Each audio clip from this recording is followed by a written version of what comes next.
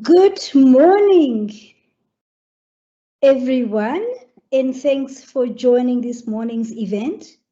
Before we start, I thought to give everybody a moment to just settle in, get your coffee, and then we'll kick off the event. Thank you.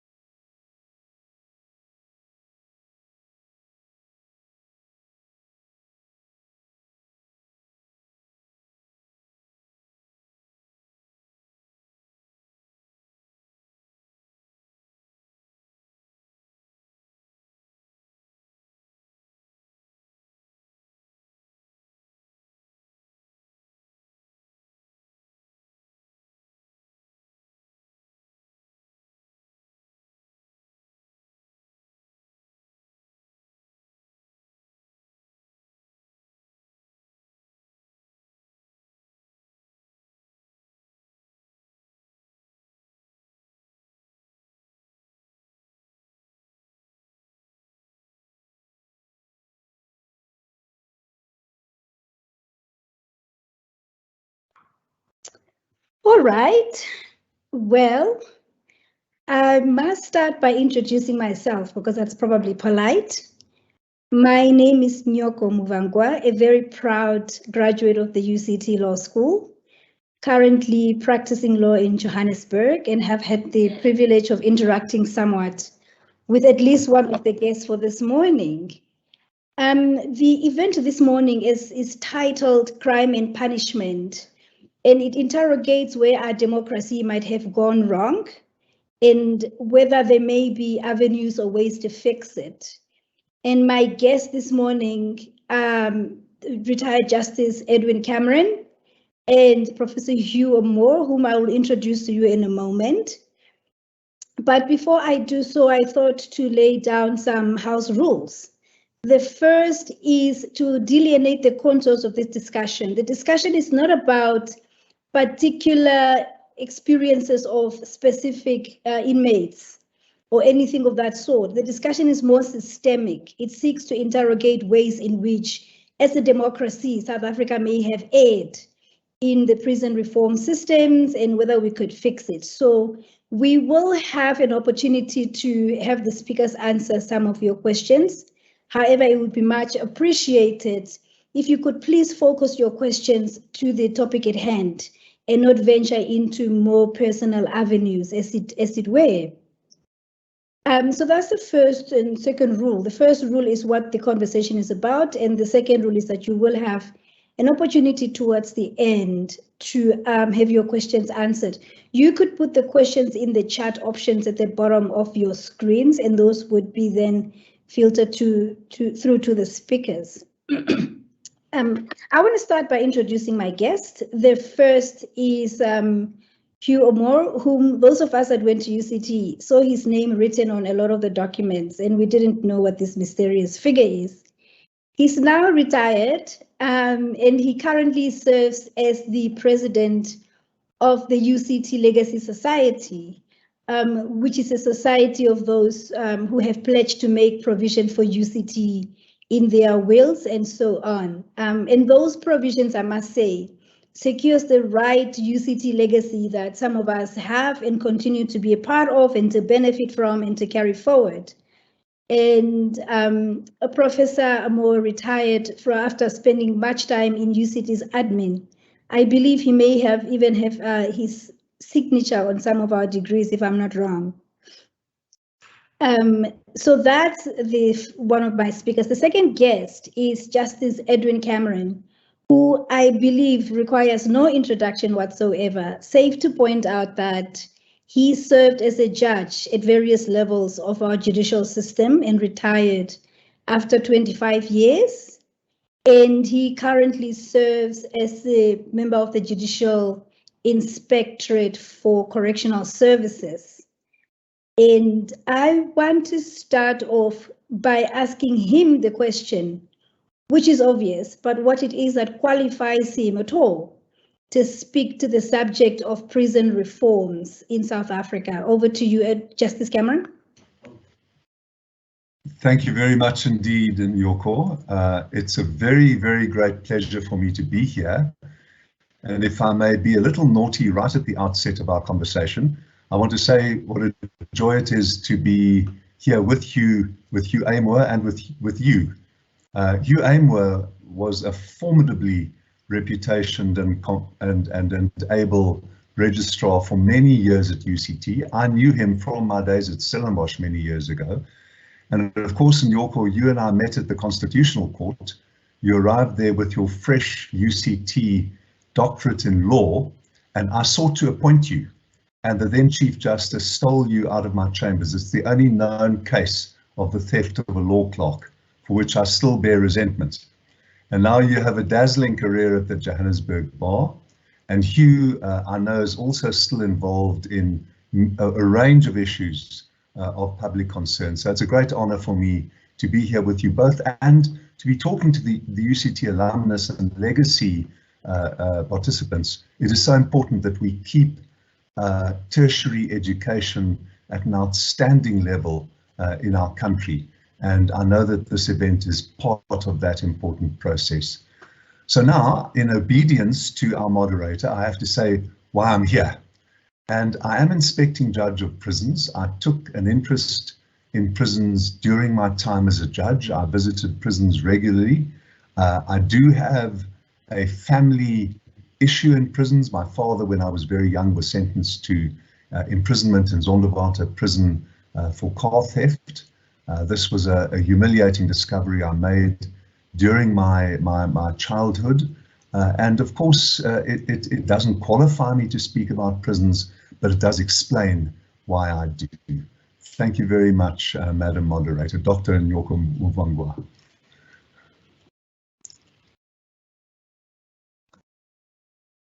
Hugh, why don't you kick off with what you might want Edwin to discuss?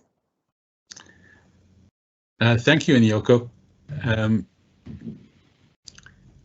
The first question I'd like to put to you, Edwin, is can you just tell us something about what the role of the Judge Inspector for Correctional Services entails? There's an inspectorate. What resources do you have, and how does the role and how do those resources interact with the executive arm that runs the correctional services? Many thanks to you. It's a vital question because it's a question tinged with poignancy. The Judicial Inspectorate was an invention of the Mandela era, the 1998 Correctional Services Act, which is a beautiful statute like many Mandela era statutes. It envisions rehabilitation, it envisions reintegration, education, and human rights-based treatment of inmates. And part of that package was the creation of this new office. And I'm one of a number of retired and active judges who've held this office. The paradox about the office is that it has no power, no executive, managerial or operational power over any part of the correctional system in South Africa. I can't tell the department what to do. I can't change their policies. I can't intervene in a disciplinary case. I can't tell management what to do. We do have a voice. Our statutory mandate is to monitor the human rights of prisoners, their human dignity. We can conduct investigations. We do have statutory power to launch investigations and to report on corruption in prisons. At the moment, at the behest of a constitutional court, which in a very important case struck down the statutory provisions creating the inspectorate, we are now shepherding a new statute into Parliament. We are about to send that statute through from the department side, from the inspectorate side, and from the ministry's side. So those powers, I hope, will be upgraded. At the moment, I have a voice. I can go into any prison. We have about 250 plus, almost 300 staffers. Most of them are independent correctional centre visitors who are on site 2 or 3 days. They're part-timers. They are doing the grunt work, the hands-on work. There's no correctional centre in South Africa that hasn't got a prison monitor assigned to it. And then we've got some 60 or 70 staff. We've got a total budget every year of 70 million. I think it's very well spent compared to the enormous budget of the department, which runs into many, many billions of rands. We're a tiny fraction of that, and I think we perform an important duty, not only for the inmates, but also for the personnel, but because by protecting the interests of the inmates, we also protect the interests of those we set to guard over them, particularly, and this I have no doubt Ewan and Yorko will get to shortly, because of the anguished state of our correctional centres in South Africa. I want to pick up on where you left something. I'm aware that you once wrote, I believe it was an op-ed for one of the local newspapers at the onset of the pandemic in the prison systems. And you argue in the article, or complain rather, that there is a void of reporting by the Department of Correctional Services on how, to the Judicial Inspectorate, of how COVID-19 was seeping into the prison system, as well as why the department was, this is where the complaint was, the department was not reporting that to you. Now, in the light of what you just said, that the inspectorate does not have powers except a voice, what then justifies such a strong complaint about reporting in circumstances where it sounds like you can't do anything? Yes, it's a good question, Yorko. Thank you very much. There are 4 issues on which the department has to report. It has to report all deaths. It has to report all uses of force. It has to report all uses of manacles, called mechanical restraints in the statute. And it has to report all segregations, which is a bit of a euphemism for locking up someone alone. And supposedly under the statute, that's very strictly regulated. So there are obligations, and during the COVID pandemic at the start, for some, it was an innocent oversight in the formulation of the regulations under the Disaster Management Act. Departmental personnel were exempted from the prohibitions. They could carry on going into prisons, but our personnel who are not strictly departmental personnel were not exempted. We fixed that up within 2 months, but for those 2 months, we couldn't do our job in the prison. Those very bleak first 2 months, end of March, April, May, that we all remember. Can I just slip in something here in square brackets? A very interesting thing. I was absolutely terrified. I thought that COVID would run rampant through our prisons. It appears not to have. It's a very mysterious epidemic, a mysterious virus. We have got a total officially of only cumulative cases about 9,000 of inmates, incarcerated persons, and officials about 11,000, meaning a total of 20,000. Other prisons in the United States and Central and South America, COVID did run rampant with huge numbers of death and illnesses. Why it didn't, I can't tell you. There are very, very clever epidemiologists in our country who might be able to help me, but thank goodness it didn't. And thank goodness also to the department, which has done many right things in its response to COVID. Edwin, can I just pick up from that 9,000 who contracted COVID during the pandemic, not yet over, could you put that in context? Because I think it's important to understand the number of people held in correctional service facilities, and also to understand the number of those who are awaiting trial prisoners. In other words, you've got a prison population of X, of whom Y are not sentenced, but are simply awaiting trial. Can you just comment on those numbers? So important, Hugh, thank you. We've got a prison population, I've got the figure here before me, of about 141,000. I heard Mr. Ngumalo, the departmental spokesperson, the other evening on television saying 150,000. 140,000 I've got, of whom 47,000, just over a third, are actually unsentenced. They have not been found guilty. They have not been sentenced. And 93,000 have been convicted. Now, the significance of those numbers, we're a nation of about 60 million people. 140 to 150,000 means that we have got the 12th highest prison population in the whole world. That's huge because we don't have the 12th highest population in the world. We've also got the highest prison population in Africa. And this is part of my advocacy, that I'm saying we have got things wrong. That's why, Hugh, when the three of us determined the session, we agonized about the title. The question is not just what we're getting wrong in our country, we're certainly getting prisons policy wrong, we're getting sentencing policy wrong, we're getting crime control wrong, in my respectful view, but there are also good things that we can do about it.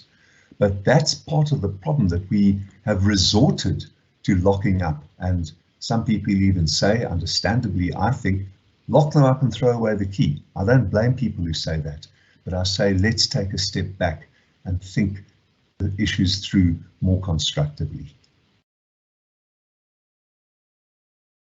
On the subject, Edwin, of overcrowding in prisons, you've once argued elsewhere that there seems to be two forces, two currents going in opposing directions. The one current going up is it's in the direction of reforming the prison system so that it moves more in the direction of, introducing more humane settings, introducing more human rights focused approaches and so on. But on the other, you argued, was that is being met by laws, criminal laws that are more punitive. Are you able to explain and perhaps reconcile the two currencies for us? It's a tough question, Nyoko, because we all, I'm not patronizing you and Hugh when I say we all terrified of violent crime. Where we live in Johannesburg, where Hugh lives in Cape Town, we terrified. In fact, we have got one of the highest rates of violence. 68 people are murdered in our country every day. And there are now about 3 vigilante-style mob justice, I don't like the word mob, justice murders every day. So, and high rates of gender-based violence directed at people like you and York, or women who are subjected to the violence of men. So understandably, we are terrified and we want to do something about it. What we did at the start of our democracy, under the chairpersonship of Advocate Johnny de Lange, the ANC first chair of the Parliamentary Committee on Justice, was to do, in my view, exactly the wrong thing. We introduced very harsh sentencing provisions saying, this is the way we're going to deal with crime. Now, why people commit crime is sometimes explicable, sometimes mysterious. We don't know that always. We don't know why the crime rates go up and down. We do know that there are some links to deprivation, to relative deprivation, to poverty, but we know that poverty in itself also isn't a cause of crime. But one thing we do know, we've learned a bit about penology. The one is that the death penalty, for example, is not. It's not an inhibition on crime. It's not a deterrent. That's one of the factors that has led to the death penalty being used less and less across the world. The second thing we do know is that long sentences are immaterial to crime reduction. What is material is finding the perpetrator, following up on the crime, getting to the perpetrator, detecting the perpetrator, and it's mostly a him, arresting him, arraigning him, prosecuting him, and sentencing him almost regardless of the length of sentence. So if we could get every single rapist, and that's where I say that our national focus and resources should be directed at, every single murder. At the moment, I'm going to be full of terrifying statistics this morning, 19 murders out of 100. We have over 20,000 murders a year in our country. 1/5 of those are solved. 80% of murders in our country are not. No wonder people think they can act with impunity. The fact that if you are caught, you're almost certain to get a life sentence does not operate as an inhibition because people think they're not going to get caught. So certainty of conviction, arraignment, detection, prosecution, and incarceration, not possibility of a long sentence. That's where we we went wrong.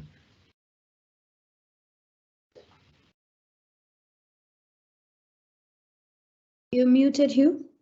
Edwin, I'd like to come back to this question of minimum sentences and life sentences in a moment, but I'd just like first to pick up the question of this 1/3 of the prison population that are awaiting trial prisoners, and to look at the question of bail. And one of the statistics that I'd like you to speak about is the number of those who cannot afford to post bail. Now, we know that in white-collar crime, you get 6-figure bail numbers and the accused posts bail within 12 hours. They can find the 100,000 rand. But in significant numbers, any form of a monetary bail simply is beyond the reach of the accused.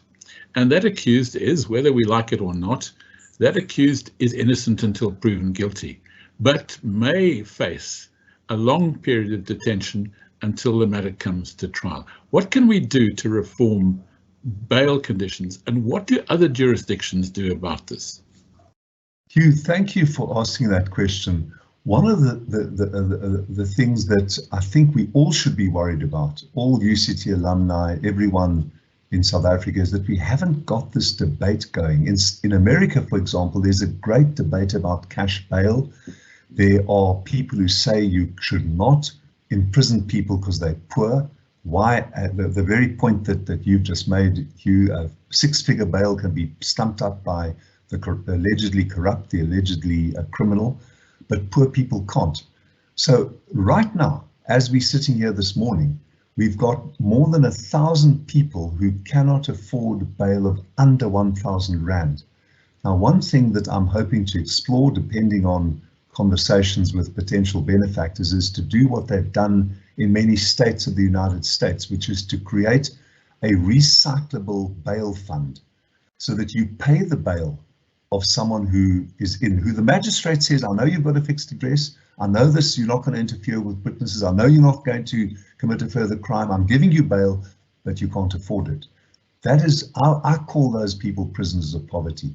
If you have a bail fund, the bail fund will pay that person's bail, and when they return to face their trial or either acquitted or sentenced, the money gets back into the bail fund. So that's one way that we can deal with that, Hugh. And can I add a postscript to your very opposite question? Conditions for awaiting trial prisoners are worse than those for convicted, incarcerated persons. It is terrible. I've been to Pollsmoor, I've been back to Pollsmoor, I've been to the Johannesburg Correctional Centre in the last 18 months.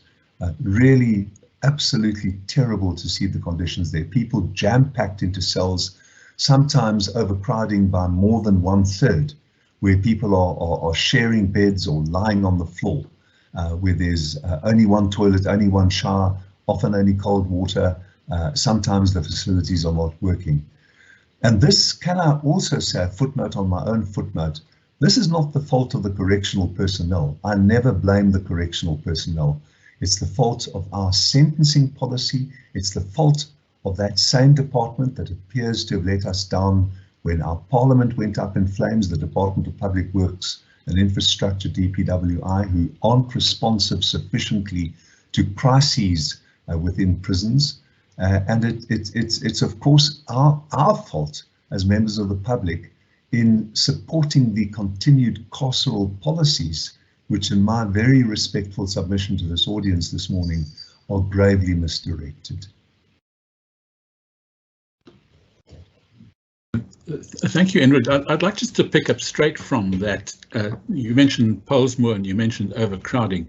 Now, you famously undertook a visit to Pollsmoor that directly or indirectly led to Vincent Saldana's ruling that the conditions at Pollsmoor were unconstitutional. And could you explain to us why and to what extent they were unconstitutional? Because I think that's an issue which we all need to understand better than we currently do. And while you're about it, could I just make one other comment? In terms of facilities at prisons generally for rehabilitation, which is clearly a focus of our constitutional dispensation. I've recently had occasion to look at the numbers of people who wrote the NSC examinations at the end of 2021 in correctional service facilities. They're spread around the country, but the numbers are tiny. And the numbers for the NSC are tiny. The numbers for the NCV, the vocational grade 12 exit qualification, are smaller still. What can be done about that lamentable state? Let me start with your second question first. These Correctional Services Act rightly foregrounds education, and at the moment it's not happening. Education and training, for example, there are wonderful workshops at Zonderwater prison where my father was. He wasn't in the new prison that is now. He was actually kept in huts which were built for Italian prisoners of war at Zonderwater. That's where the white prisoners were in the early 1960s. But the new prison has got wonderful workshops, underutilized, joinery, carpentry, steelwork, and your point about the National Senior Certificate Examination is very acute. There should be much more. The head of the workshops at Zonderwater said, I don't have the personnel. I could increase the number of people that I'm qualifying to work constructively on the outside once they're released. I could increase that number by half, but I don't have the personnel to do it. So that's part of the problem, Hugh. And there is litigation pending at the moment in which my inspectorate may become involved as an impartial, non-partisan friend of the court, which seeks to give those inmates who are doing, incarcerated persons who are doing their degrees, access to laptops. There is an answer to that. We can debate that perhaps in a moment.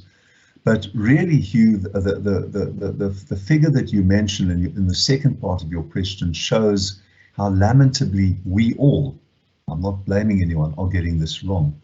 Let me go back to the question of awaiting trial conditions. Section 35 of our Constitution, our much derided Constitution, by a certain minister who I do not believe is a UCT alumnus.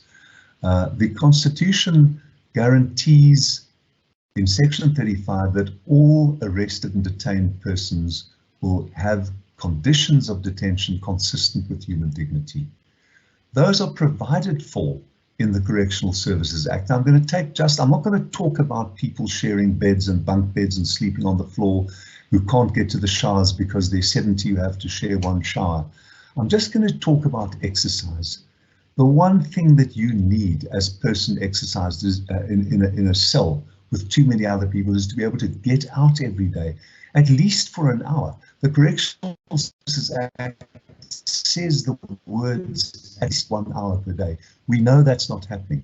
When I went recently to Pollsmoor, again, we found again that it's not happening, that neither incarcerated persons nor waiting trial prisoners are getting their exercise period, partly because of staffing problems, because if you've had to jam pack a cell with so many potentially dangerous persons, you need sufficient persons to let them out and to let them into the exercise yard. So the absence of sufficient exercise daily is a serious human rights affront and infringement, and I can give many more. Edwin, without seeming controversial, I want to pick up on something. So there is, because we are a constitutional democracy with a strong Bill of Rights, we do afford rights to everyone. And that's one thing that South Africa ought to celebrate and celebrate loudly. Now, having said that, there is often a criticism within the public spaces that our constitution or human rights are centered away from victims of crime towards either alleged perpetrators or perpetrators of crime. And what you just unpacked for us seems to walk right into that criticism of our human rights framework being centered away from, not sure whether it's away necessarily, but most certainly towards offenders of crime. Now, would you care to comment on both of those statements? I welcome your wading into controversy in your call. We have to be controversial for the substance of the issue and to engage our audience. Nyoko, I understand the criticism, but what I ask live audiences sometimes is, what if your son or daughter or brother or father or mother were accused? Wouldn't you want to ensure that the state must prove their case beyond reasonable doubt? Wouldn't you want to ensure that they are going to be held awaiting trial in conditions consistent with human dignity? So it's fine to grumble about those protections. The more important, except when you realize that they might affect people that you love. The more important point, though, is that I don't think that our protections, our process protections, are what is causing our problems. Some people exploit them. We've had it all over our television screens the last few days. Mr. Jacob Zuma, I have gone on record, to go back to controversy in Yorker, we're not going to avoid it, describing his Stalingrad tactics in an article I co-wrote with Advocate JJ Du Toit and Alexia Katsaginis in the Day Rebus Attorneys magazine. The Stalingrad tactic, where you exploit every single issue, every single minute. There are litigants like Justice Slaughter, again, not to avoid, there in the Cape where Hugh is, Judge President of the Cape, already convicted by a judicial conduct panel of gross misconduct, still assigning himself to preside in cases, mysteriously to many. So there are people who have exploited the process opportunities, not just criminally, but civilly as well, as Judge President Thorpe is alleged to have done. So it's a lamentable side effect of just process. But if I were accused of a crime, I hope I wouldn't engage in illegitimate, diversionary, outcome postponing Stalingrad tactics, but I would certainly wish to secure my basic rights. And somewhere in the middle of that, with the appropriate firm presiding judge with sufficient training in the judiciary. In the article that I've mentioned that I co-wrote, we say that presiding judges in the lower courts and in the high courts should get harder on the stop allowing postponement, stop allowing diversionary tactics, sometimes by crooked lawyers who collude with their clients and say, let's make a stunt postponement, let's make a stunt diversionary issue.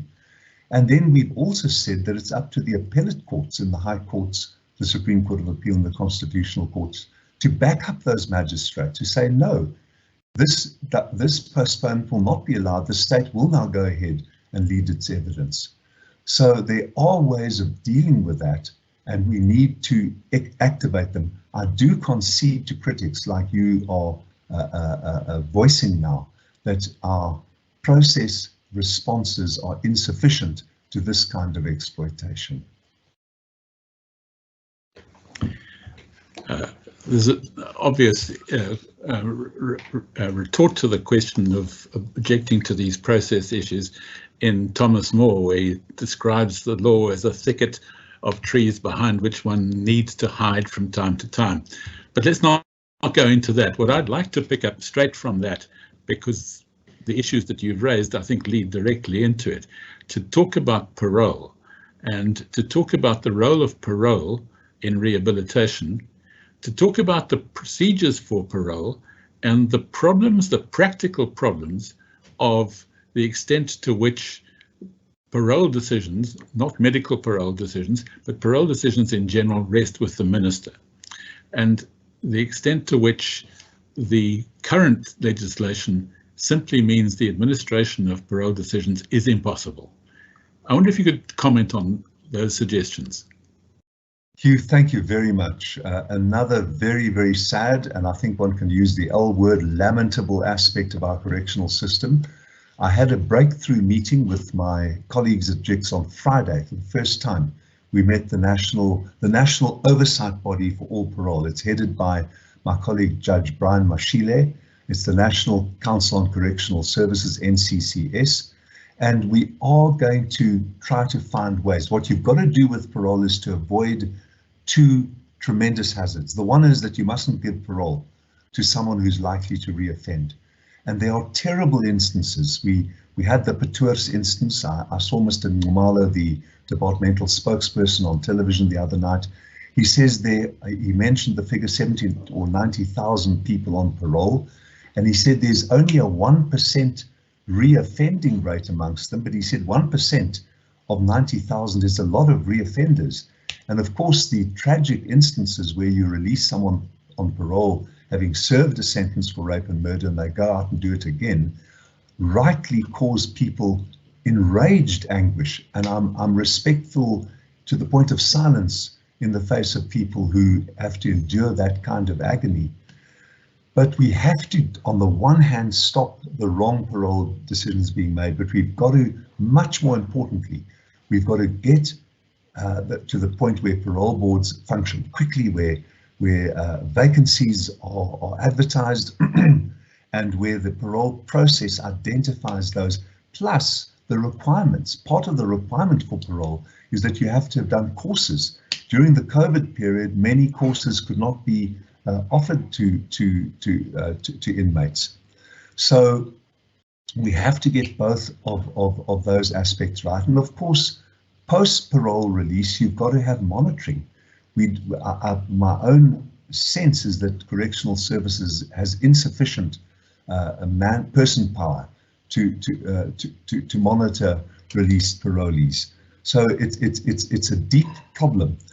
I want to pick up one thing before we go over to Nyoko's next question, Hugh, which is a terrible statistic arising from your point about the minister's power. In most cases, the minister doesn't have final power. He has not just final power, but exclusive final power in one case, life sentences. Now, at the end of 1995, this is a stunning statistic, and I want to emphasize it. As we entered the democratic era, there were 400 prisoners serving life. We now have 17,300. It is a massive number. They crawl across the minister. Many of them have served there. I'm not, Nyoko had warned us all not to get individual. I served on the Constitutional Court twice when Mr. Donovan Moodley applied for parole. So I'm judicially acquainted with the facts and circumstances of his offence and of his differing applications for intervention on the part of the courts on 2 previous occasions. I'm not saying about individual cases whether or not they should get parole in murder cases and rape cases, but the rate at which the minister is dealing with this is a snail's pace. I've got some figures here. Let me just look for them, Hugh, because I did, my researcher, Rebecca Gore, another UCT graduate, by the way, got these stats for me, and I haven't got them right before me. But the minister dealt with only a minute fraction of lifers whose profiles were sent to his desk. There are several hundred lifers' profiles on the minister's desk now, and my point to the National Council on Friday morning was that the statute should be changed. The minister can't be burdened with this impossible system where only he can grant parole to a lifer.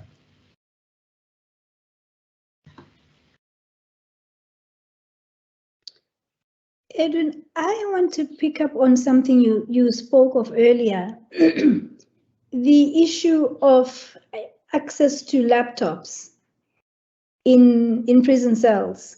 What I happen to be aware of, and of course you speak more authoritatively to this because you have done the actual inspections in prisons.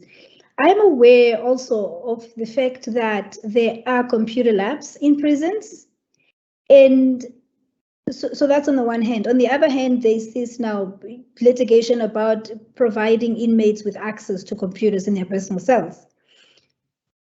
Park that. We spoke earlier about the inequitable access to bail, which contributes to the overcrowding of prisons. Now, when one tries to marry the unseemingly incompatible questions, what is running through both of these questions is the issue of resource access. Now, would the prisoner whose sister is an advocate and UCT alumnus be provided with a laptop, but the prisoner or inmate, whatever the correct phraseology, who doesn't have a family of that kind of resourcefulness, be barred from accessing it in circumstances where both also have access to computer facilities? would that not perpetuate some kind of inequality? Well, it's an inequality which UCT is being accused of right at the moment. Again, not to wade into controversy with its new school, which people say is dependent on resources and the kind of family cash that can provide online access and online hardware and software. But in your call, you are right, and DCS rightly says we have got computer labs. They're not far from where Hugh is sitting. Brandvlei is a good instance. The University of Stellenbosch, Professor Mary Nell is involved with the Brandvlei classes, and Stellenbosch law students and law lecturers volunteer to get involved. If I knew that every correctional centre had a computer lab, if I knew that that computer lab was accessible to all inmates who wanted to learn, if I knew that there were enough staff to take them from their cells and to supervise them while they are there, if I knew that there was appropriately monitored online access to make those computers of utility to the inmates who wanted to use them, then the whole debate would be completely different. But I suspect that not one of the conditions that I've set is capable of being met right at the moment. Hugh, I see you seem to be wanting to pick up on something there. Yes, and it's really about the visibility to the general public of what happens in prisons. So this issue of computer labs is one, the rights of prisoners is another. Now, some 10 years ago, Michael Subotsky produced an extraordinary series of photographs, which he made the point that these were to document the lives of a community often forgotten by society. And I think it would be true today, despite Michael's photographs, which did get some publicity at the time, despite that the prison population is a community forgotten by society and a community that most of society wishes to forget. We have to change that. How do we go about changing that, and what can the inspectorate do to bring to popular public attention the dismal position that we have in terms of our prison population and the need for reform? I think that 48,000 awaiting trial prisoner statistic is something we should all know. I suspect very few before this morning had the faintest inkling of it. Hugh, you're absolutely right to say that we don't want to know about it. And it's very difficult to advocate for the prison population because of all of our fears. It's not us and them in this fear. We all have the fear of violent crime. So when someone is arrested for an alleged violent crime or is convicted of a violent crime, our responses, not other people's responses, is got them, lock them up and throw away the key. It's the wrong debate, because the way I want to put it is that with violent crime, we are so busy struggling not to drown that we're not learning to swim. How do we swim with violent crime? We go back to the basics. Unfortunately, it requires leadership. It requires President Ramaphosa to act decisively on the suspension notice he issued to the head of the police, General Ketla Sitole.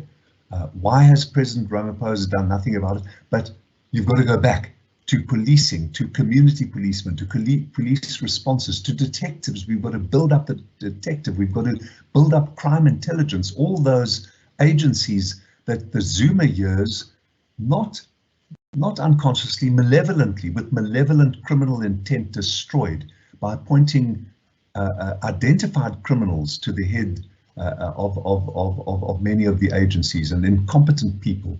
The confusion and chaos of the Zuma years was inflicted on our country in order to make it lootable by criminal syndicates who are now in many government departments and still are there. So there are things we can do, but we've got to do them. We've got to have decisive leadership from the president down. There is a new acting national commissioner, Mr. Makgoti Tlhobokgale, who, in my respectful opinion, is a crackerjack. He wants to get things done. He's he's on the ball, he wants to make a difference.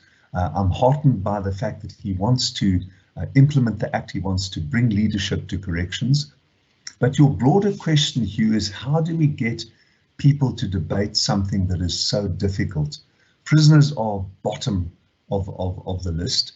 And I think what we're doing here, what you and your colleagues in the UCT Legacy Society, what Nyoko is doing by giving us her private practitioner time this morning, is to advance that debate, which is to get to the point where we go back and say, let us improve crime intelligence. You can stop the heists, you can stop the robbers if you've got an efficient, honest, non-looting crime intelligence system efficiently and presciently operating. You can stop crime if there's efficient police response, not in the middle class areas, but in the informal settlements and the townships as well. So that's the long task. That's the long task, Hugh, and it occurs like all advocacy occurs. How do you fix the healthcare system? Through advocacy, and we are busy doing that this morning.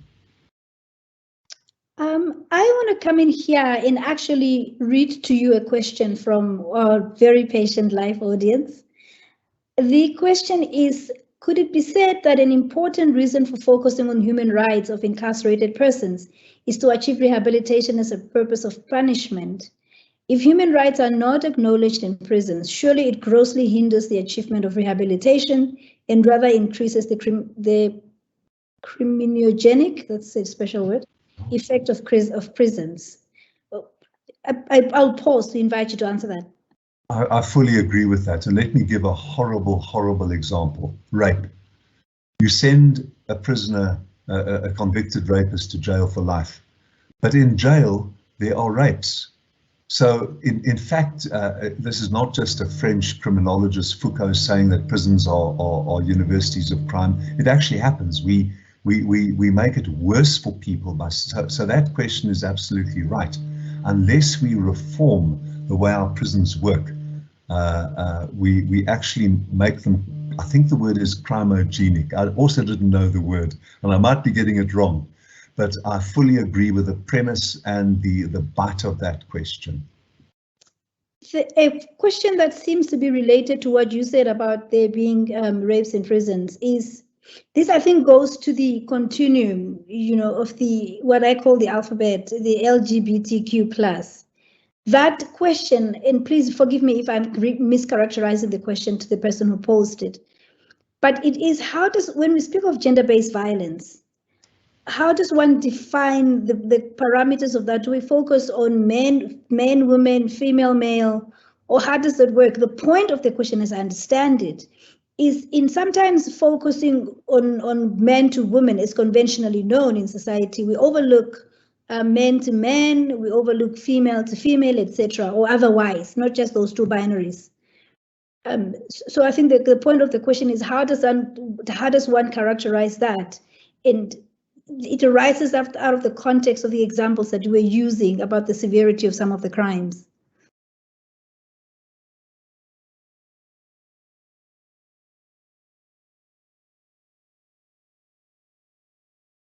I'm not sure if some of us may be frozen, but we'll be right back online.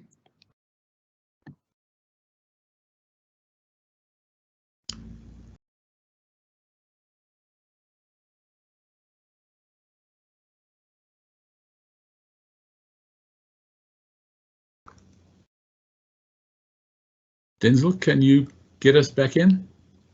I think we've lost Edwin, but we are live. Okay, can you,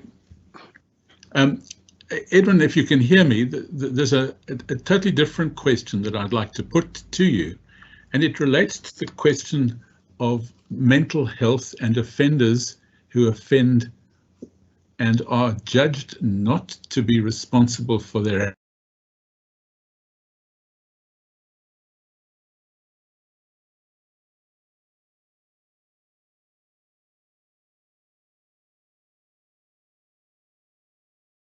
was sent for psychiatric observation, was found to have been unwell and unfit, and not responsible for the actions that he took, and was held in a psychiatric hospital.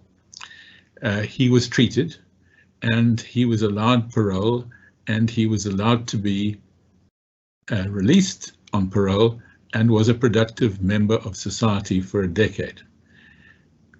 The issue, though, of course, meant that he was unable, that the family was unable to have any form of closure. Is there any comment that you'd like to make on that? And Nyoko, if Edwin is not picking this up, I wonder if you could comment from your perspective on the whole issue of crime and punishment in relation to people who are mentally ill, because it does seem to me to be another facet of the whole criminal justice system that needs exploring. Edwin is not back yet, so I will chance it. Look, the way I receive that is more in line with what look, I must confess, my PhD at UCT was in the notion of Ubuntu. And the question you pose brings home the idea of how African communities have sought to restore that which have ruptured communities. And that restoration has often been individuated. So to punish somebody who does not have mental capacity and who has been a productive member of society furthers the rupturing. And it goes back to the question of the focus on human rights. It's completely unhelpful because it does not help anybody in society. It does not help the productive person's relatives. It doesn't help his community. And it doesn't really, well, I understand that the family of the victims felt left at bay. But then that's just more retribution than restoration, and the two things cannot coexist. I think it's a very important distinction, the distinction between restoration and retribution. Yes, I just want to give Edwin an opportunity to come back. You're muted, Edwin. You're still on mute. I'm just saying it was traumatic to be bombed out. Do you think it's because I was a Stellenbosch graduate? That and the fact that you're running away from the non-binary question. Yes. I did hear much of it, but just give us yes. The gist of it really is, so in your examples throughout your presentation, you focus on gender-based violence and what that means and does in society. The question moves away from the binary classification of gender-based violence and seeks to ask how the non-binary is accommodated under the umbrella of GBV. Very, very good question. Can I just say that amongst the highest proportion of violence inflicted on people is actually transgender women. And certainly, but I do agree, in our definition and our understanding and our response to GBV, we've got to get away from the binaries. Anyone who is assaulted for their gender, for whether it's male or female or non-binary or transgender, should be an object of our not just our concern, because that's patronizing, but of our practical interventive responses. Thank you. Hugh, I want to go back to your question of you said you have a personal, Edwin, I think you missed this question. I wonder if you can repeat it yourself, Hugh. It might be best.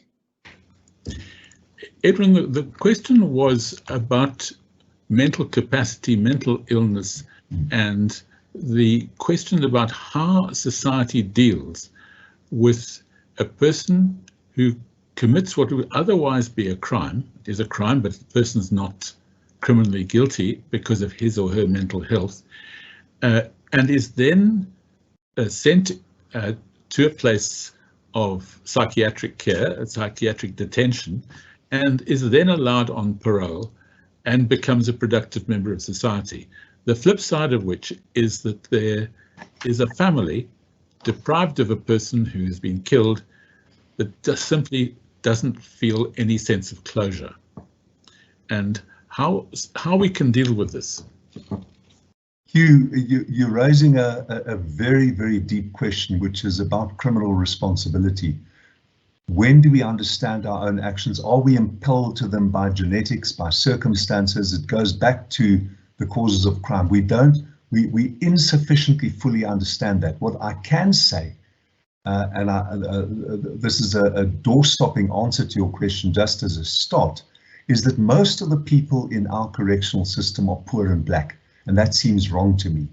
It does not seem to me at all adequately warranted to infer that most people who commit offences that warrant imprisonment are poor and black. It just seems plain wrong to me. Now, moving on from that, Hugh, how does one deal with the question of mental disturbance, mental wellness challenges, and criminal capacity? There's no doubt, and there's an instance that relates to UCT where there was a terribly violent psychotic attack on a distinguished UCT academic, where the person really was treated successfully and has been leading a productive life. And of course, that does cause anguish to the family who feel unrequited. But we have to accept that some people act in a way that our criminal justice system should not act retributively towards, however difficult that is to accept. And of course, there are famous films where people feign mental unwellness and get away with it. Perhaps it happens. I think that most psychiatrists are skilled enough to know when you're faking it. So I'm carrying on, Hugh, because basically I don't know the answer to your question, which is how do we deal with this? One thing I do know is that we shouldn't be locking up people in jails. They should be people who were mentally disturbed at the time of their crime. They should be in special institutions and cared for there. Edwin, I said to Hugh, sorry to interrupt, that a part of our jurisprudential ethos is the idea of Ubuntu. That it is, the Constitutional Court has repeatedly said it on many times and so on. Now, when one interrogates that concept, there is a mandate, an injunction to individuate people and deal with each person within the context of their circumstances. I raise this in an attempt to assist you to say that, sure, there might not be an answer, and in those circumstances, we ought to go back to why we took one Constitutional Court judgment, which is Makwanyane judgment, to abolish the death penalty. And the idea of Ubuntu was quite central to that abolishment.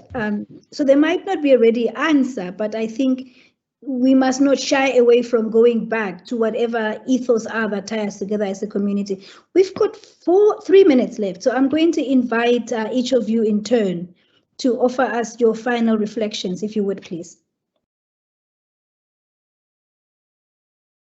Should I proceed, Hugh, or will you please? Let me proceed first by just posing one quick question, which you might be able to answer in your final comment. In the Mikado, the Mikado talks about making the punishment fit the crime. You've spoken about the majority of our prisoners being poor and black. And one of the things that I think raises real problems for me is the extent to which people accused of serious white-collar crime, and for me, tax offences ranks high in those, simply get away with a fine that actually represents a tiny proportion of their income. Now, in medieval times, their estate would have been confiscated to the state. Is there room for reform of fines relative to a person's ability to pay? I'll leave the question for a moment, but I'd just like to say two other quick things. Yes. Thank you to both Nyoko and you for this session. And also just to give a plug for the Legacy Society, all of those watching this morning, please think about UCT, its long-term future, and how you can secure that in your wills. Thank you. Hugh, can I just back that up from the neighbouring University of Stellenbosch? We are all precariously situated in our beautiful country, our beautiful continent. Tertiary institutions that function excellently are key to our future. And we are proud at Stellenbosch that UCT remains right at the top. Let's keep it there. Let's keep Stellenbosch chasing you right on your tails, and I support that. Hugh, I have a few things to say. The one is that we don't diss tax offenders. Right in the courts very close to where you're sitting now, the National Prosecuting Authority is pursuing Mr. Modak for tax offences. He's got bail problems in one court, and the second court, the NPA, is going after him for false tax returns. Then I want to say, Hugh, you're absolutely right. We are persecuting poor black people in our country with our sentencing and prison system. The last thing I want to say is very important in the Cape Flats. Just, I need 30 seconds, Hugh. The war on drugs. It is crazy. It's the biggest public policy mistake of the last 100 years. Former President Kgalema Motlanthe has joined other former presidents across the whole world to say, stop it. Stop criminalizing drugs. They're a public health problem. You're going to reduce the murder rate in the Cape Flats, where most of your UCT alumni come from, or are related to, or are sitting close to, if they're in Cape Town's western seaboard or in the southern suburbs. We're going to reduce the crime rate, the gangsterism, if we take away the crimes that underlie that kind of social dysfunction.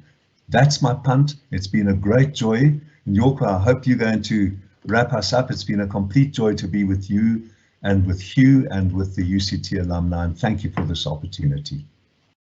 I chime right in to say thank you, and thank you importantly to our wonderful audience for keeping us engaged and for taking time out of your otherwise, I'm sure, busy days to listen to this conversation. So thank you, everyone, and bye-bye.